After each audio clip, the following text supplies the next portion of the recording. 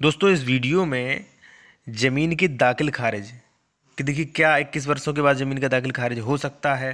क्या पिता बच्चों की बिना मर्जी के बगैर अपनी संपत्ति बेच सकता है। वैलिड एग्रीमेंट जो होता है उसमें डेट कौन सी मेंशन करनी चाहिए। और जो हैं तमाम सवालों के जवाब आपको इस वीडियो में मिलेंगे। देखिए कई सब्सक्राइबर जो हैं उनके सामने कई समस्याएं हैं, जिन्होंने अपनी समस्याओं को कमेंट के माध्यम से पूछना चाहा, तो उन सभी लोगों के सभी प्रश्नों के जो भी ज़मीन से जुड़े प्रश्न हैं उन सभी के जवाब मैं इस वीडियो में दूंगा। देखिए अगर आपको ज़मीन के बारे में महत्वपूर्ण जानकारी और भी चाहिए है तो आप इस वीडियो के एंड तक बने रहें। आपको कई प्रश्नों के सवाल और कई समस्याओं का निवारण इस वीडियो में आपको मिल जाएगा। तो चलिए वीडियो शुरू करते हैं। देखिए सबसे पहला प्रश्न है, सर मैं अपनी ज़मीन बेच रहा हूँ किंतु मेरी पत्नी व मेरे पुत्र रोक रहे हैं, तो क्या मैं अपनी ज़मीन बेच सकता हूँ। तो देखिए मैं सरल भाषा में बताऊं, इनका सीधा सा मतलब यही है और आपके लिए आप लोगों के लिए प्रश्न बन जाता है कि क्या कोई पिता अपनी बिना पुत्र के इजाज़त के, या मान लीजिए ऐसे कह लीजिए कि क्या जैसे जैसे मान लीजिए कोई व्यक्ति ज़मीन बेच रहा है तो क्या उसके पुत्र जो है वो ज़मीन बेचने से रोक सकते हैं या नहीं। तो उत्तर होगा बिल्कुल रोक सकते हैं। लेकिन अब आप ये जान लीजिए कैसे रोक सकते हैं और कौन सी ज़मीन के लिए रोक सकते हैं।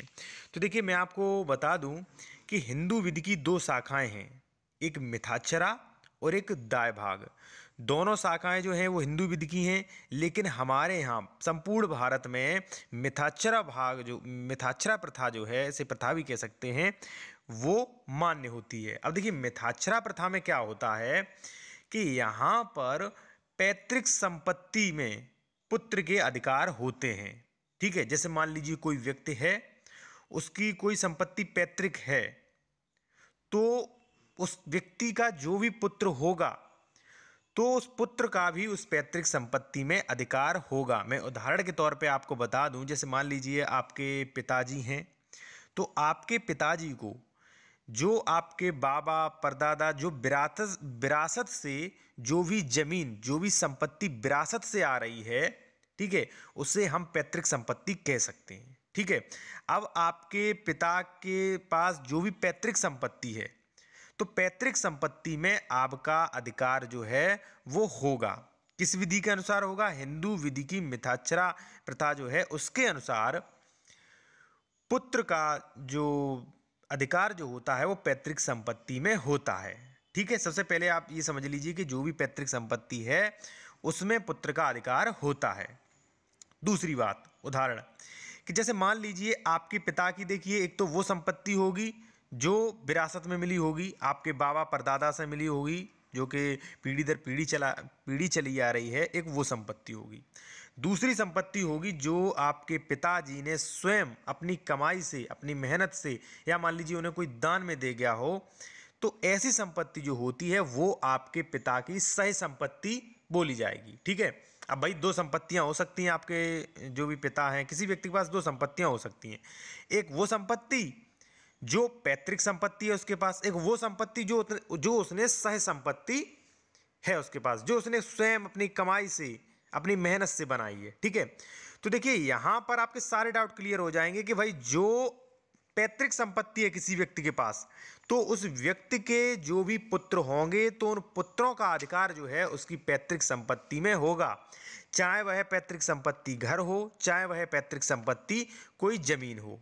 ठीक है, लेकिन अगर किसी व्यक्ति की सह संपत्ति है, सह संपत्ति जैसा कि मैंने आपको बता दिया है, सह संपत्ति यानी कि जैसे मान लीजिए किसी व्यक्ति ने स्वयं अपनी कमाई से कोई संपत्ति बनाई है, कोई जमीन खरीदी है, कोई घर बनाया है, या मान लीजिए उस व्यक्ति को किसी ने उसे दान में दी थी कोई संपत्ति, तो वो संपत्ति उसकी सह संपत्ति मानी जाएगी और सह संपत्ति में सिर्फ और सिर्फ उसी व्यक्ति का अधिकार होता है जिस व्यक्ति की वो सह संपत्ति है।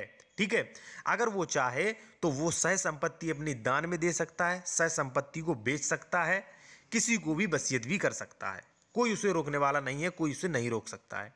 ठीक है, लेकिन अगर वहीं हम बात करें पैतृक संपत्ति की, जो किसी व्यक्ति को विरासत से मिली आ रही है, चाहे आपके पिताजी मान लेते हैं, मान लेते हैं कि आपके पिताजी को कोई संपत्ति विरासत से मिली थी, आपके दादा परदादा से चली आ रही है, कोई पैतृक संपत्ति है, तो देखिए उस पैतृक संपत्ति में उस व्यक्ति के पुत्र का अधिकार भी होता है।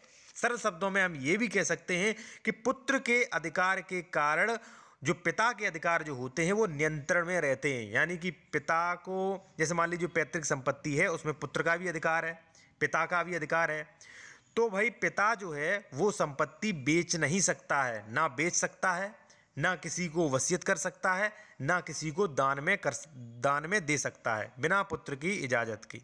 ठीक है, अब आप लोग ये समझेंगे कि भाई कई लोग जो होते हैं वो अपनी पैतृक संपत्ति बेच देते हैं, पुत्र या मान लीजिए उनकी जो पत्नियां हैं वो कुछ नहीं कर पाती हैं।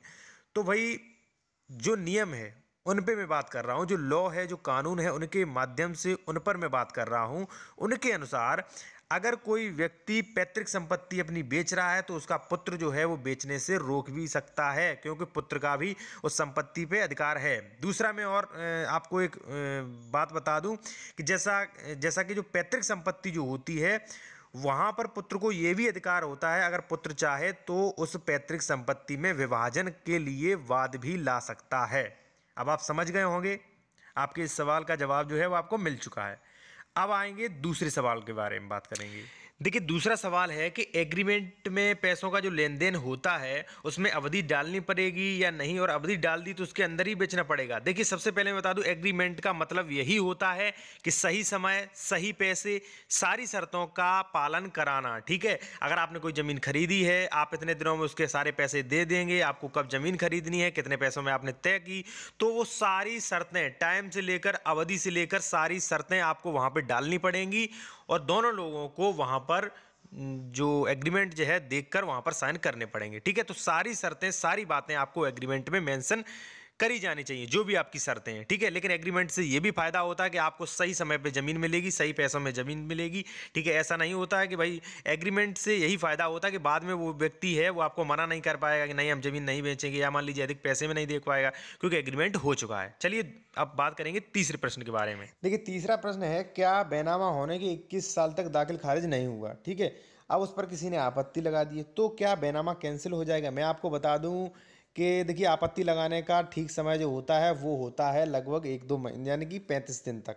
ठीक है, अब आपने दाखिल खारिज नहीं कराया, 21 साल हो गए और किसी ने आपत्ति लगा दी है, तो वहाँ पर देखिए आपत्ति के ऊपर है कि आपकी जो ऑब्जेक्शन किसी ने किया है वो किस कारण को लेकर किया है और उस तथ्य में कितना दम है। ठीक है, उसे देखकर बताया जा सकता है। और दूसरी बात मैं अगर सरल शब्दों में बता दूं कि 21 साल बाद आपत्ति लगाई है तो बैनामा कैंसिल होने का कोई भी मतलब नहीं है, बैनामा आपका कैंसिल नहीं होगा। लेकिन अच्छा यह होगा कि अब आप जो है वो दाखिल खारिज उस ज़मीन का करवा लें, क्योंकि दाखिल खारिज न कराने से बाद में अन्य समस्याएं भी आ जाती हैं। चलिए बात करते हैं चौथे प्रश्न पर। देखिए ये प्रश्न है कि अकाउंट में, जैसे मान लीजिए आपने किसी से ज़मीन खरीदी, तो जो ज़मीन बेच रहा है उसके अकाउंट में यदि आप पैसा ट्रांसफ़र कर रहे हैं तो कैसा रहेगा? देखिए बहुत अच्छा रहेगा कि अगर मान लीजिए वो व्यक्ति भविष्य में आपकी दाखिल खारिज पर ऑब्जेक्शन लगाता है कि भाई इन्होंने पैसा नहीं दिया है, तो आप उसे उसकी बैंक का जो भी विवरण है, जो भी डाटा है वो दिखा सकते हैं भाई कि मैंने इनका सारा पैसा बैंक के थ्रू दे दिया है। लेकिन आप ध्यान रहे जो जिसके अकाउंट में डाल रहे हैं वो उसी व्यक्ति का अकाउंट होना चाहिए। दूसरी जो है, अकाउंट से भी अच्छा है कि आप एक वैलिड एग्रीमेंट बनवा लें, जो भी आपने पैसा दिया है एग्रीमेंट बनवा लें कि मैंने आपका पैसा जो है पूरा दे दिया है, और उसकी साइन करा के, या आप सादा कागज़ पर भी अपना एग्रीमेंट कर सकते हैं, वो इससे भी अच्छा रहेगा। लेकिन अगर यदि आप बैंक अकाउंट में पैसा ट्रांसफ़र कर रहे हैं तो वो भी अच्छा रहेगा। लेकिन ध्यान ये रहे कि जिस अकाउंट नंबर जो दिया गया है वो उसी व्यक्ति का होना चाहिए, जिससे बाद में कोई समस्या आती है तो आप ये प्रूफ कर पाएँ। दोस्तों अगर वीडियो अच्छा लगा तो वीडियो को लाइक ज़रूर करें।